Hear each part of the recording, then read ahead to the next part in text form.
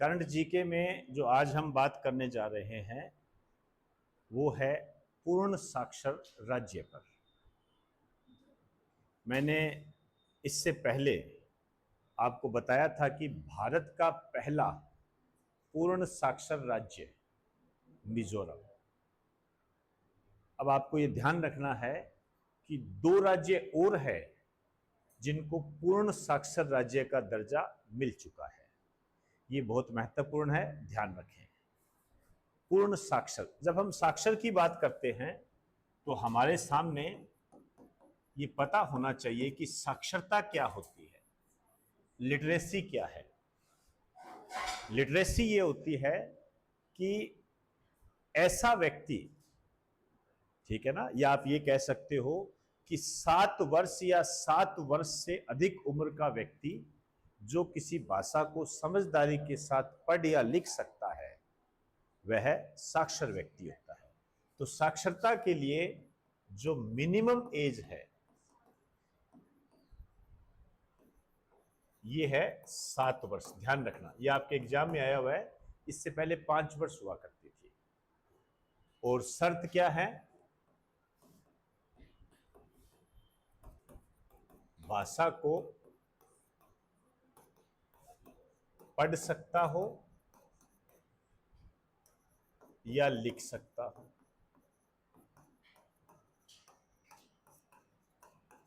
किसी भी भाषा को, ये इसकी शर्त है। अब यदि हम इस साक्षरता की बात करें तो जनगणना 2011 के आधार पर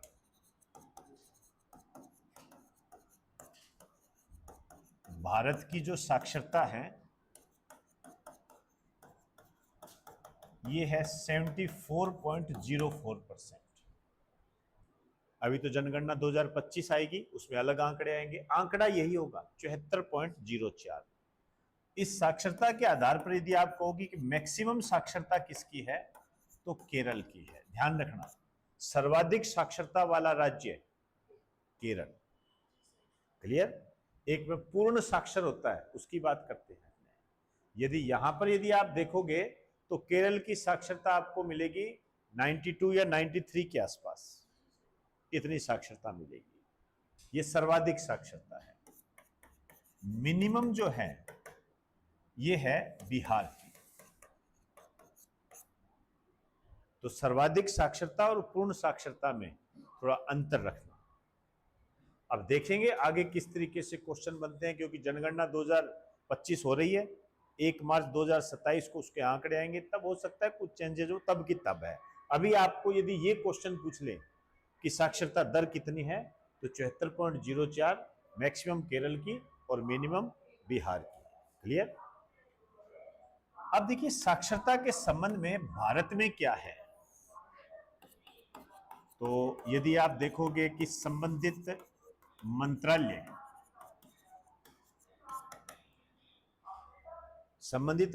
की यदि आप बात करोगे तो ये है आपका शिक्षा मंत्रालय, education minister, ministry of education. यदि केंद्र के संबंध में बात करोगे तो यहां जो मंत्री है उनका तो नाम है धर्मेंद्र प्रधान। और राजस्थान के जो शिक्षा मंत्री है इनका नाम क्या है? मदन दिलावर।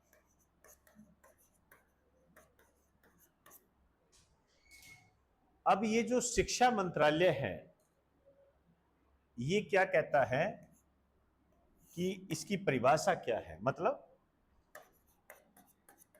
कौन सा पूर्ण साक्षर राज्य होगा। कहने का अर्थ है कि किस राज्य को ये जो शिक्षा मंत्रालय है ये पूर्ण साक्षर राज्य का दर्जा प्राप्त करेगा, ये आपको ध्यान रखना है।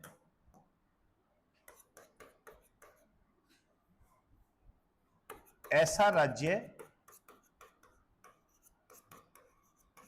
जिसमें 95% से अधिक साक्षरता है।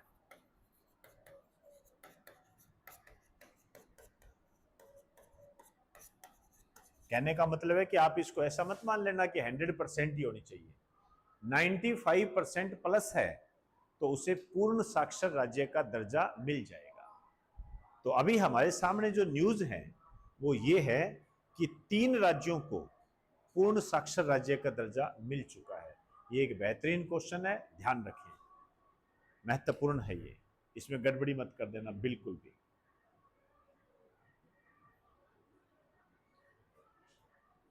चले,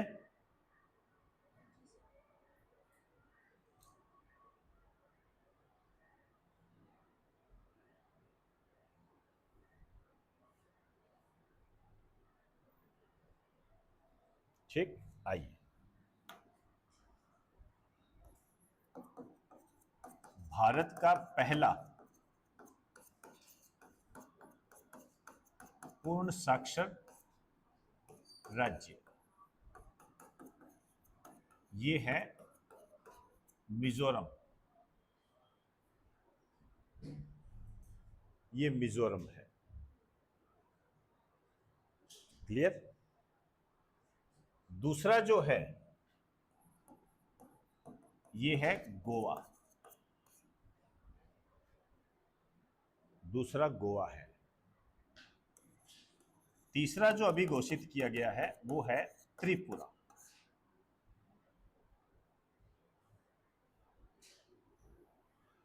ये त्रिपुरा है, इसको घोषित किया गया है, क्लियर, ध्यान रखना ये चीज।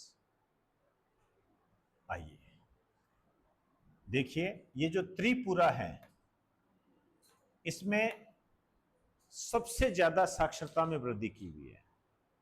इस पर एक क्वेश्चन आया हुआ है, जनगणना 2011 के अनुसार सर्वाधिक साक्षरता वृद्धि दर वाला राज्य, पूर्ण साक्षर राज्य का दर्जा भी मिल चुका है इसको। और जनगणना 2011 में जब ये विश्लेषण किया गया था तो ये पता लगा था कि सर्वाधिक साक्षरता वृद्धि दर वाला राज्य भी यही है। जनगणना 2011 के आंकड़ों के आधार पर यदि आप देखें तो इनमें जो वृद्धि दर्ज की गई थी वो लगभग 14% थी, ठीक है। इसके बिल्कुल नीचे जो था, ठीक है ना, नीचे वो गोवा था जिसमें 0% वृद्धि थी, ठीक है। अब गोवा कौन से नंबर पर आ गया? दूसरे नंबर पर, पूर्ण साक्षर राज्य की दृष्टि से। समझ गए मेरी बात को? ये ध्यान रखना है आपने। अब देखिए, ये जो मिजोरम है इसकी राजधानी कौन सी है? आइजोल। मिजोरम की राजधानी आइजोल है ये। और गोवा के संबंध में आपको एक बात ध्यान रखनी है, देखो ज्योग्राफिकल स्थिति पता होनी चाहिए आपको। ये जो गोवा है भारत का पहला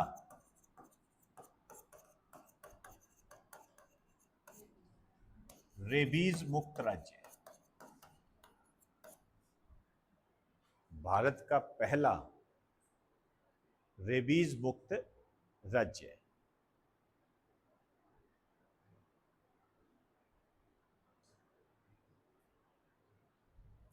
और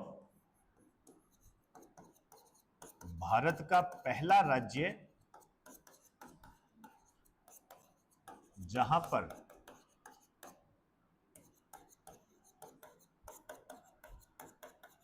समान सिविल संहिता, यूनिफॉर्म सिविल कोड लागू है। लेकिन आपको यह ध्यान रखना है ये पुर्तगालियों के द्वारा ही लागू की गई थी। आप जानते हो कि ये जो गोवा है 1961 में भारत सरकार ने इसे सैन्य कार्रवाई के द्वारा पुर्तगालियों से प्राप्त किया था। तो उस समय इस गोवा के अंदर यूसीसी लागू थी।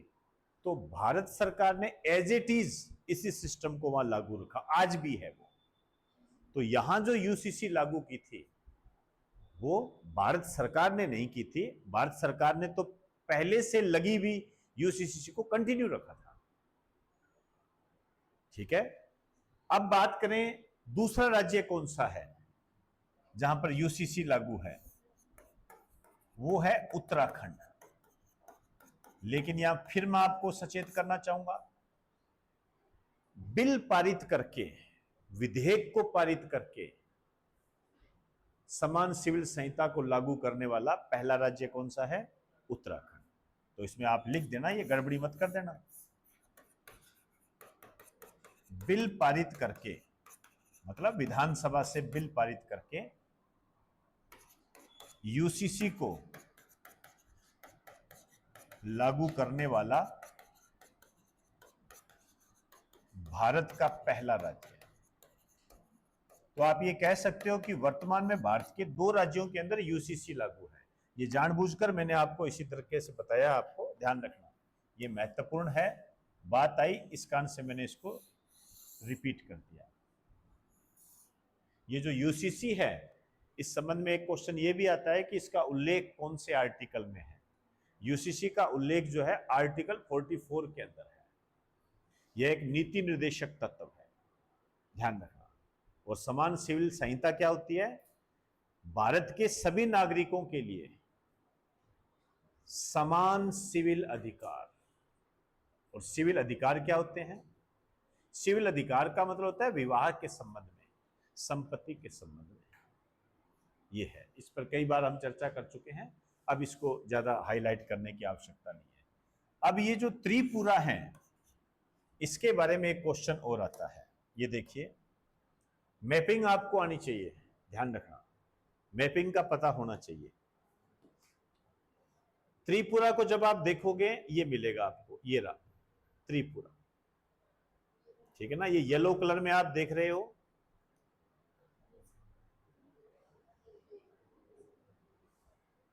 ये जो पूरा आप देख रहे हो,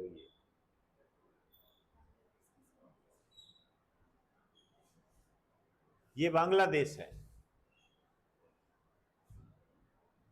ठीक है ना। आप गौर से देखिए, ये त्रिपुरा है। तो बांग्लादेश की सीमा यहां भी स्पर्श करती है, यहां भी स्पर्श करती है, यहां भी स्पर्श करती है। आपके एग्जामिनर ने इसकी ज्योग्राफिकल कंडीशन के आधार पर आपसे यह पूछा है कि निम्न में से वह कौन सा राज्य है जो बांग्लादेश से तीनों ओर से घिरा हुआ है? कौन सा है? त्रिपुरा, ठीक है। लगे तो मिजोरम को भी आप देख लीजिए, बिल्कुल त्रिपुरा के पास में मिजोरम है ये, ठीक है ना। इधर इस साइड में ये म्यांमार है, म्यांमार है। कई बार क्वेश्चन आता है कि म्यांमार की सीमा को स्पर्श करने वाले भारत के राज्य कौन से हैं? तो अरुणाचल प्रदेश, नागालैंड, मणिपुर और मिजोरम। ध्यान रखना, बांग्लादेश मत कर देना। तो ये तीनों ओर से घिरा हुआ है। और जो पहला राज्य था वो था आपका, सॉरी, दूसरा राज्य गोवा। गोवा ये है इधर, हाँ ये रहा, येलो कलर, छोटा सा है ये। पणजी इसकी राजधानी है। ये मिजोरम है, आइजोल इसकी राजधानी होगी। ये जो त्रिपुरा है इसकी राजधानी है अगरतला। लेकिन पहले आप ये लिखो इसके अंदर, ऐसा राज्य जो बांग्लादेश से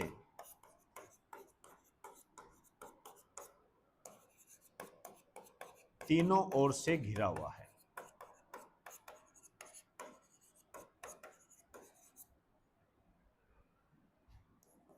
गोवा की जो राजधानी है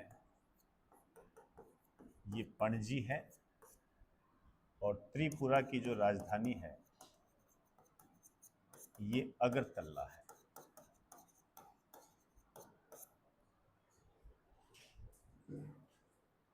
ये अगरतला है। क्लियर हुई बात सारी? अब कुछ वैल्यू एडेड है, उनके बारे में आपको बता देता हूं मैं।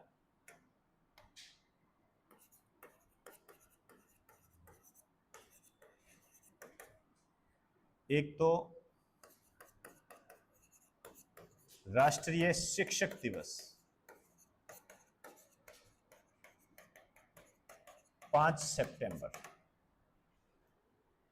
ठीक है ना, डॉक्टर एस राधाकृष्णन के जन्मदिन की स्मृति में मनाया जाता है इसको। एक है अंतरराष्ट्रीय साक्षरता दिवस 8 सितंबर,